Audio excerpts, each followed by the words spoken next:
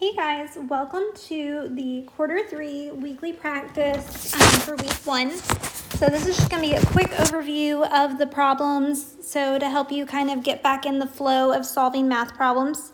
So the first one we are going to be looking at is number 1. So it says find the quotient of 368 and 5.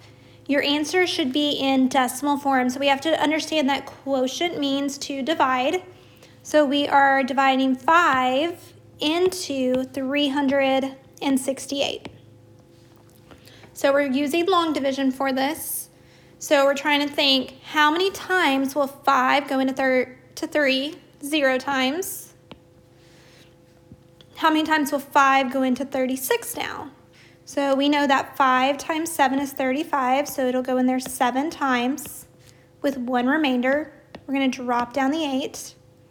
And then we're going to look at how many times will 5 go into 18. Well, it will go in there 3 times, which gives you 15. So we have 3 left over. This is the part where some of us were struggling with, well, how do I make it a decimal? Do I write 73 and 3/10? Remember, this 3 is your remainder. It's not the decimal. So this is no. We do not do that. So to create it in decimal form, well, first we need a decimal. So we're going to... If it's a whole number, there's always a decimal at the end of the number. And I can always put zeros, and it doesn't change the value of the number. This number is still 368, even though I add zeros. I can add infinite zeros, and it would still be 368 after the decimal. So then we're going to drop down the 0, and 5 will go into 30 6 times with no remainder. So our answer is 73 and 6/10 would be our final answer for that problem. Okay, now we are looking at question 2. It says to evaluate the following expression if A is equal to 3 6/10 and B is equal to 2 4/10. So that means evaluate means we are going to substitute and solve. So we have to remember that when we have a number and a variable right beside each other, this means to multiply. So 4A means 4 groups of A, 4 times A, plus the B. So for this problem, we're going to have 4 times 3 6/10 plus 2 4/10. So then we have to follow order of operations, and in order of operations, we have to multiply first. So in this problem, we are going to have to do the 4 times 3 6/10. So remember, we talked about when we're multiplying, we can ignore the decimal to multiply, and we can multiply, and then we're going to bring the decimal back in. So most of you are still using the box method. So if 3 6/10, we take the decimal out, becomes 36.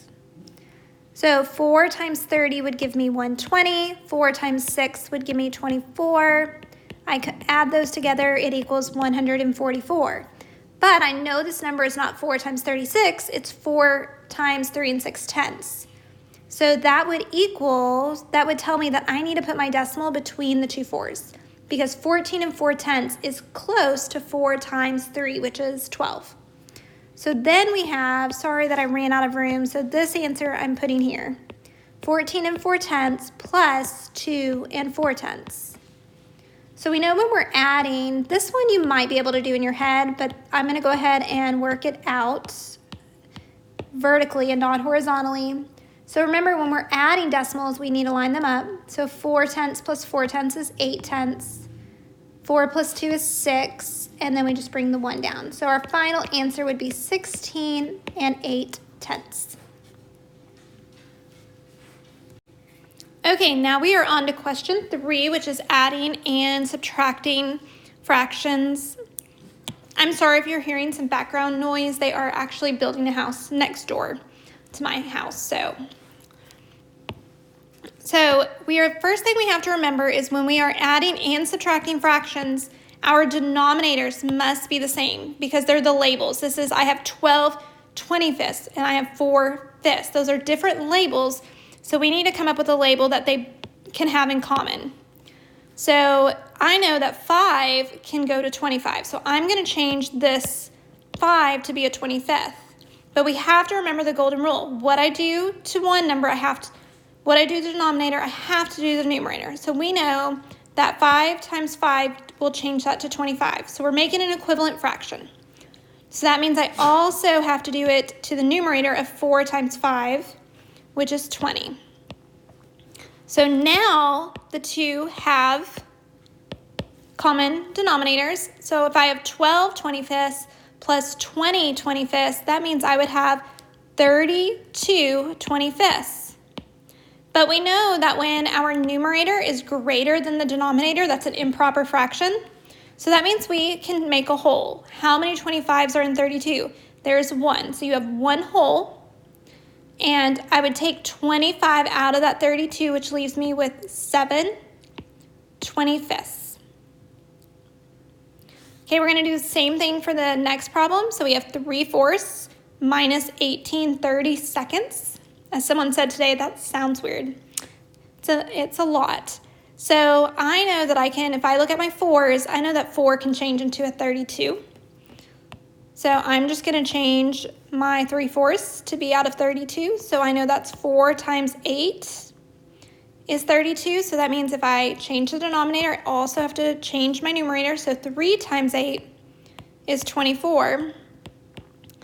So instead of adding this time, though, we're subtracting. So 24 32nds minus 18 32nds means that I have 6 32nds. And some of you might have chosen to reduce this because they're both divisible by 2. So that would be 3/16. So either of these are correct. You did not have to simplify it. So we're on the last question, which I think had the most questions today during class when we were asking. So the first thing we have to look at is this number line. How is this number line broken up? So remember we talked about, well, what if we made the box? How many sections would there be in the box? Because it's a whole. So there would be 1, 2, 3, 4, 5, 6, 7, 8, 9, 10 sections. So that tells me this is broken into tenths. And then we are going to take that away. Now that we know that it's tenths, we don't need the box anymore. And I'm actually gonna go underneath here and write this as tenths. So this would be 1/10, 2/10, 3/10, 4/10. And you could write it as a decimal as well. 5/10, 6/10, 7/10, 8/10, 9/10, and that would make 1 whole would be 10/10. So if we look, that gives us some easy ones. We see 9/10 has to be F. Okay, we're going to come back to 60%.